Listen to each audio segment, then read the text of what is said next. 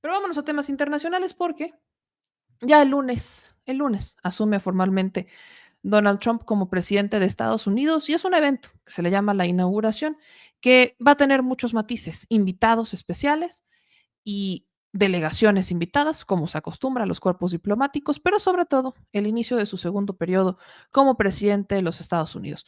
¿Qué viene? Aquí viene una pequeña introducción. ¿Qué esperaremos para este 20 de enero?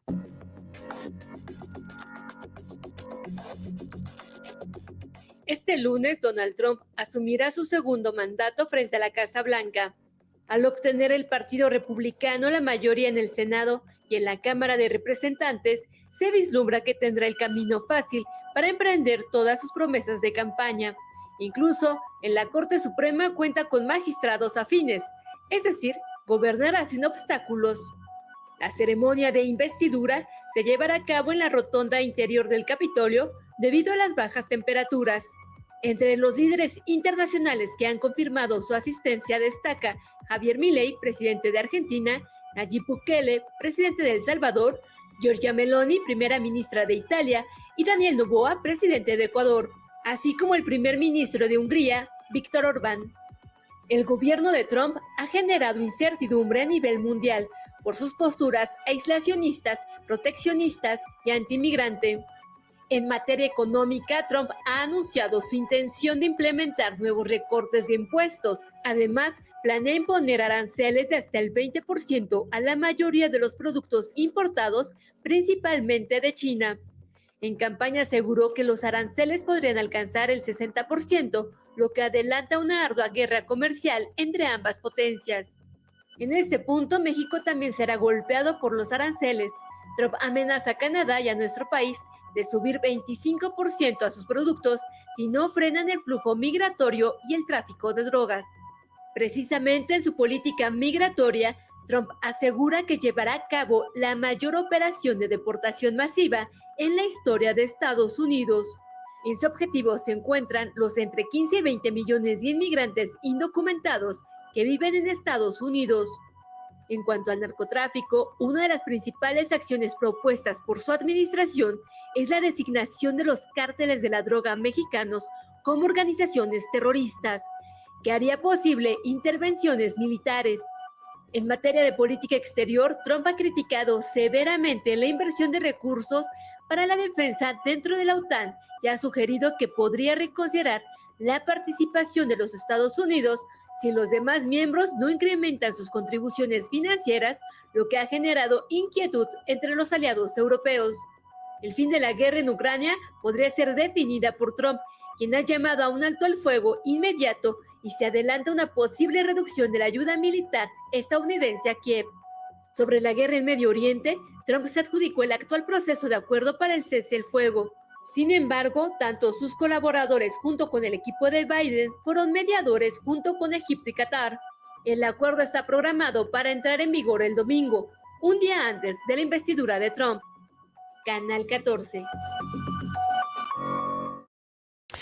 Pues ahí está. Esos son los datos que tenemos sobre ya lo que será la próxima toma de protesta o inauguración de Donald Trump como presidente de Estados Unidos por un segundo periodo. Aquí hay algo que también es importante, ¿no? Sabemos que los dos temas, porque son en particular dos temas, podríamos decir que tres, pero son dos temas los que realmente están sobre la mesa que detonan el tercero, migración y seguridad, que detonan la actividad comercial entre México y Estados Unidos. México es el socio principal de Estados Unidos, desplazó a Canadá en los últimos años.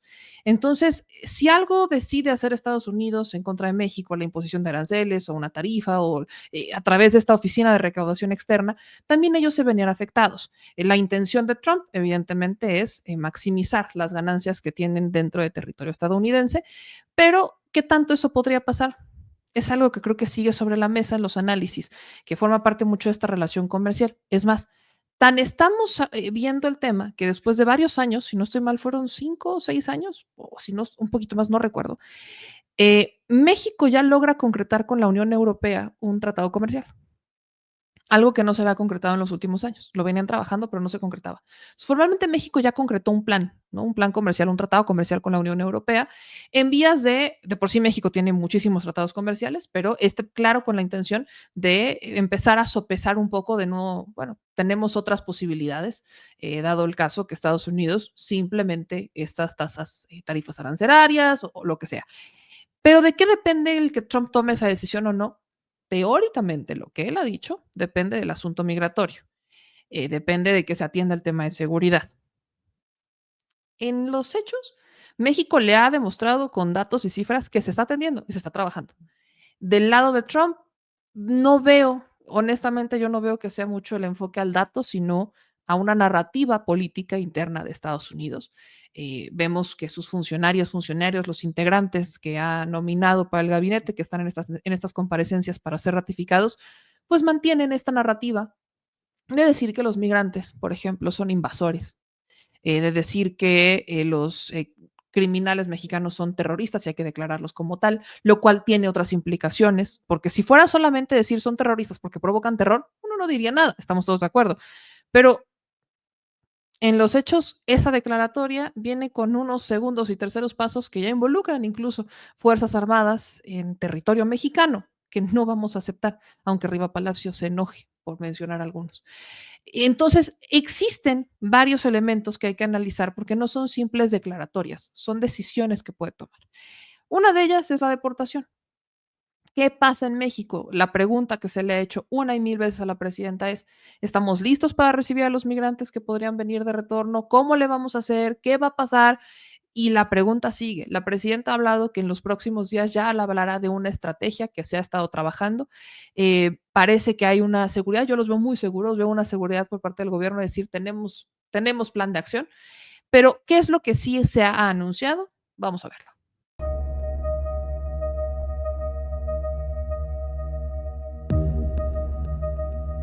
El gobierno de México cuenta ya con una estrategia para defender y recibir a las y los connacionales que radican en Estados Unidos, frente a la posibilidad de que sean repatriados. El plan contempla varios frentes. La protección consular a través del programa de asistencia jurídica que se fortaleció con 329 contratos para asesorías legales externas en materia civil, laboral, penal, migratoria y administrativa.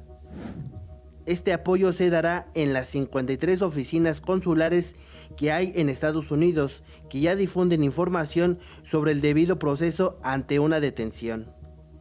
Además, ya se plantea habilitar albergues operados por las Secretarías de Marina y de la Defensa para recibir a quienes sean repatriados, para después trasladarlos a sus estados de origen.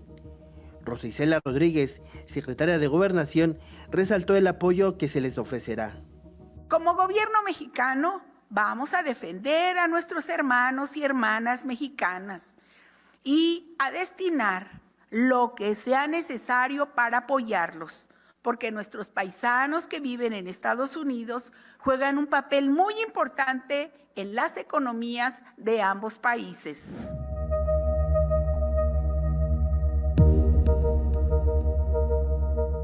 En tanto, estados del norte del país ya se preparan en caso de que comience la deportación de connacionales. Gobiernos y asociaciones civiles de Baja California, Sonora, Chihuahua, Coahuila, Nuevo León y Tamaulipas alistan diversos espacios que funcionarán como albergues.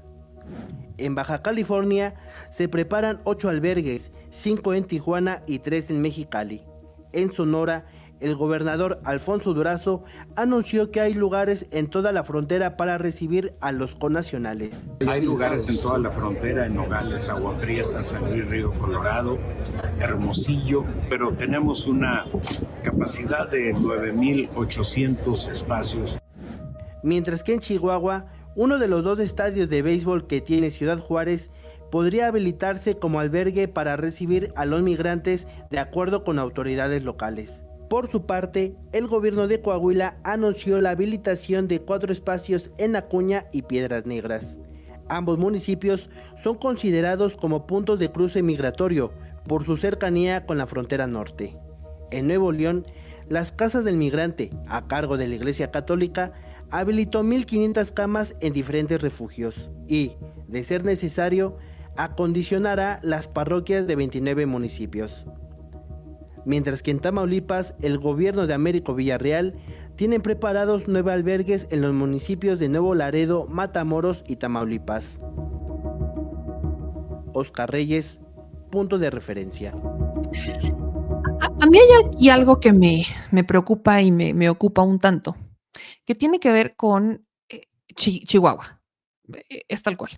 Porque los estados tienen que trabajar en conjunto con la federación para entonces decir, bueno, ¿cómo le vamos a hacer para recibir a los migrantes y atenderlos en lo que vamos resolviendo el resto? Y uno de los estados donde seguramente van a entrar más migrantes es Chihuahua. ¿Por qué? Ciudad Juárez. En Ciudad Juárez es donde van a establecer los albergues, los acaban de escuchar, van a ser en los estadios, ok. Pero la gobernadora, María Eugenia Campos, la gobernadora del estado de Chihuahua, en repetidas ocasiones ha dicho que no quiere a los migrantes ahí.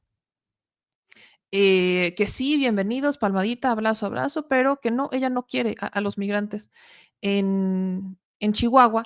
Es la segunda vez que lo dice María Eugenia Campos y creo que vale la pena escucharlo otra vez porque esto que les voy a poner lo dice en el marco de la reunión de presidentes municipales en la que ella estuvo presente y le preguntan, ¿no? ¿Qué es lo que va a pasar con los migrantes? Y María Eugenia Campos insiste en decir, nosotros no los vamos a aceptar. Ahora sí que, sí, de manera temporal y por aquí, por acá, pero nosotros no vamos a aceptar a los migrantes. Vamos a escuchar a María Eugenia Campos con esta declaración. Albergues, son centros de procesamiento, vamos a recibir a los migrantes cuando lleguen, a procesarlos, a tomar sus datos y a guiarlos a que regresen otra vez a su estado y a su municipio. Si les llamamos albergues, bueno, pues ahí pueden permanecer y no van a permanecer, por lo menos en el estado de Chihuahua no es ninguna opción para los migrantes.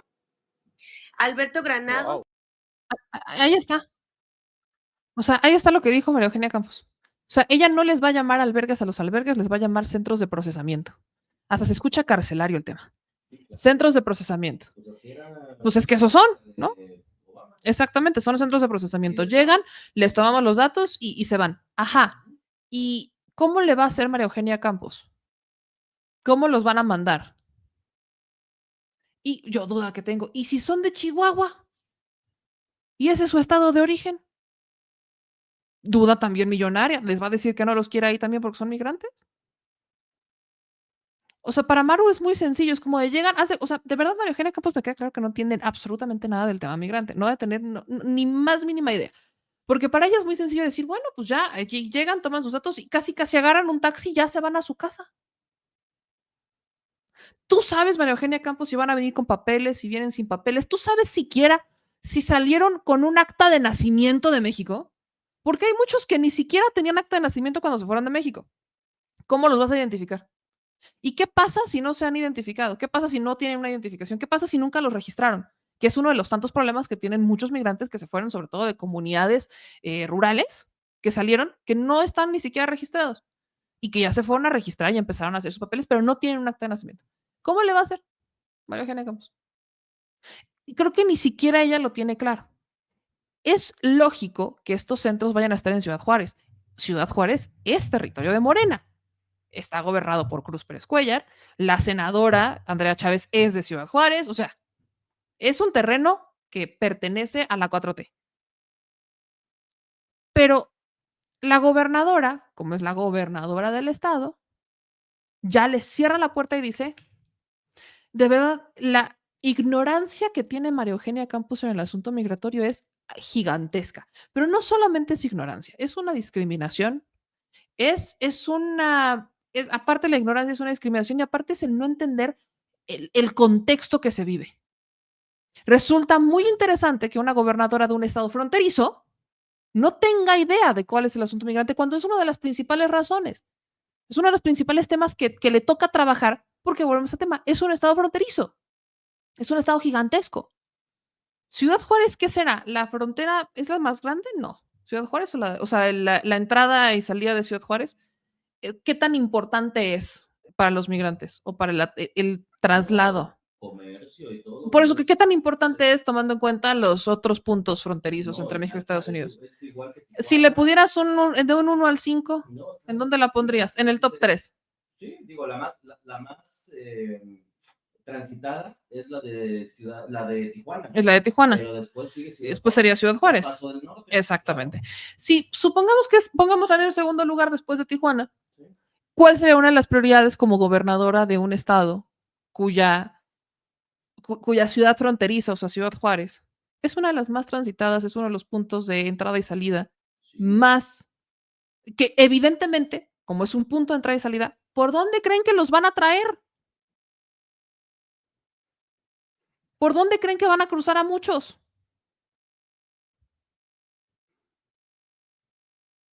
Entonces, si María Eugenia Campos no está entendiendo lo que esto representa, que es evidente, queda claro que el cargo le quedó muy grande, lo cual también es evidente, y que además la señora no tiene ni el más mínimo tacto, ya ni porque va de salida, pues, porque María Eugenia Campos renueva, bueno, el estado de Chihuahua se renueva en el 2027, ya es un estado que en este momento está en disputa. Lo peor es que, échense esta, hay una declaración de Jorge Romero diciendo que, por ejemplo, la gobernadora del estado de Chihuahua es presidenciable. Presidenciable, pero yo creo que de su colonia y la de la casa que se estarán haciendo en Estados Unidos, porque hay algo también muy curioso con María Eugenia Campos. Ella viaja mucho a Estados Unidos. No, Ella ha yo no tenido... sé dónde le quedó esto. Ah, espérate, gracias, señor productor. Yo no sé dónde quedó esto. Espérense, se supone que María Eugenia Campos tiene una maestría en estudios latinoamericanos En la universidad. en la Universidad de Servicio Exterior de Georgetown. Voy a corregir mi primera parte, porque dudo mucho que la Escuela de Servicio Exterior, aunque a su estilo y a su manera, pero dudo mucho que la Escuela de Servicio Exterior de la Universidad de Georgetown no aborde los fenómenos migratorios, ¿no? Y menos cuando ella tiene una maestría en estudios latinoamericanos. Creo que son temas que latinoamericanos y Escuela de Servicio Exterior, pues abordan, ¿no? La migración. O sea, digo, no tengo el plan de estudios de la Universidad de Georgetown y también puedo pensar que igual y no lo abordan desde una realidad mexicana. Puedo entenderlo. Ok, va, pero hablas del tema. Y además lo abordas incluso hasta desde la perspectiva del fenómeno migratorio, cómo entenderlo, o sea, entendiendo como esta visión del servicio exterior mexicano, ¿no? De que es un fenómeno humano, del no criminalizar, al menos creo que esa parte debe de estar. Por lo menos te meten a la ONU. Exacto, por lo menos tienes la noción mínima de que no es un tema por el cual debas criminalizar, en donde promueven al menos como la visión humana, que obviamente no es lo mismo ver el tema migratorio desde Estados Unidos a verlo desde América Latina, aunque estudies fenómenos latinoamericanos en Estados Unidos. No es lo mismo, ¿no? Porque vienen es como si te vas a Estados Unidos a estudiar español. Evidentemente no es lo mismo cómo te van a enseñar español en Estados Unidos a cómo se enseña español en México. Eso es evidente. Pero al menos las nociones básicas existen. Al menos las nociones básicas existen. Y a eso súmele que la señora, cuando fue diputada federal del 2006 al 2009, se desempeñó como secretaria de la Comisión de Relaciones Exteriores. Es decir, Ahí sí. como diputada en la Comisión de Relaciones Exteriores, entonces la señora ya debe de tener la noción legislativa, aunque bueno, fue en una época también compleja, la del Calderonato, donde muchos se fueron, por cierto. Donde no sabían que era un dreamer. Exacto, donde no sabían que era un dreamer. Entonces tampoco es, pero al menos estuvo en y la presidió, ¿verdad? No, secretaria. Fue secretaria. Okay. Es decir, no hay ignorancia. Al menos porque no tuviera las herramientas para entender el asunto migratorio, no fue. A lo mejor no lo entendió. El que no lo entendiera porque no lo interesa, eso sí puede ser. El que su ignorancia sea desde el no me interesa el asunto migratorio, el que su ignorancia sea desde, evidentemente, es una mujer de derecha que discrimina, porque no todos los de derecha son, pero al menos ella sí, discrimina, donde denosta, donde voltea a ver al migrante hacia abajo, donde no entiende la importancia, el valor y el por qué ni las razones, pese a que estuvo en puntos estratégicos donde se supone que eso lo debes de trabajar y lo debes de entender. Me queda claro que ella pasó de noche su carrera de maestría en el servicio exterior. Me queda claro que ella pasó de noche en el servicio exterior, en la Comisión de Relaciones Exteriores en la Cámara de Diputados, me queda claro que lo pasó de noche. ¿Cómo llegó a ser gobernadora? Pues por los intereses que han gobernado el estado de Chihuahua, pero evidentemente es una ignorancia por voluntad, no por falta de herramientas, ni porque no te hayas metido, lo cual lo hace todavía más delicado, lo cual lo hace todavía más indignante, lo cual hace que todavía me enoje más. Porque estás viendo a una gobernadora que estuvo en lugares que sabe cómo, o que al menos debe de saber nociones básicas, y ella dice, no, van a ser un centro de procesamiento, cual cárcel, no albergue, pese a que el plan del gobierno es albergue. Y yo no los quiero aquí, pese a que estás en un estado fronterizo, cuyo paso fronterizo por Ciudad Juárez es uno de los más grandes y más importantes en la frontera mexicana. Es indignante, es brutal, es repulsivo, si me entienden. Pero al final del día, así es la derecha. Quiero pensar que no toda. Quiero pensar que, porque aparte la derecha dice que son humanistas. Quiero pensar que el humanismo sí existen algunos personajes. Que generalizar creo que no está bien. Pero al menos el caso de María Eugenia Campos, bueno, si Jorge Romero la ve presidenciable, yo sabía que estaban mal, pero tan mal, híjole.